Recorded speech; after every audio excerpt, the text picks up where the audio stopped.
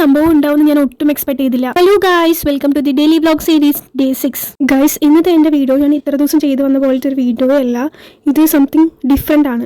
എൻ്റെ ലൈഫിൽ ഒരിക്കലും മറക്കാൻ പറ്റാത്ത ദിവസമാണെന്ന്. ഞാനിങ്ങനെ ഒരുപാട് പറഞ്ഞു ബോറടിപ്പിക്കുന്നില്ല, പക്ഷേ ഒട്ടും പ്രതീക്ഷിക്കാത്തൊരു സംഭവമാണ്. Guys, finally and officially I am post graduate. MCOM complete ചെയ്തൊരു പോസ്റ്റ് ഗ്രാജുവേറ്റ് ആവുക എന്നുള്ളതൊക്കെ ഒരു ഡ്രീം മൂമെന്റ് ആണ്.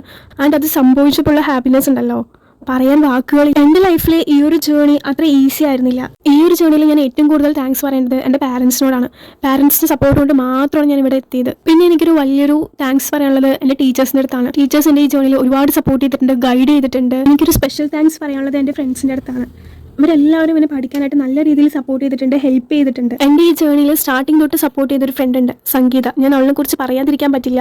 കാരണം എന്താണെന്ന് വെച്ചാൽ ഫസ്റ്റ് സെം തൊട്ട് എന്നെ നല്ല രീതിയിൽ സപ്പോർട്ട് ചെയ്ത് എനിക്ക് പഠിപ്പിച്ചെന്ന്, നോട്ട്സ് അയച്ചെന്ന്, അത്രയും എനിക്ക് സപ്പോർട്ട് ചെയ്തൊരു പേഴ്സണാണ്.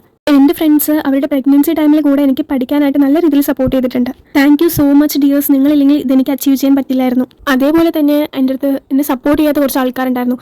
ഇതൊക്കെ എടുത്തിട്ട് എന്തിനാണ്, ഇതൊക്കെ എടുത്തിട്ട് എവിടെ എത്താനാണെന്ന് ചോദിച്ച ആൾക്കാരുണ്ടായിരുന്നു.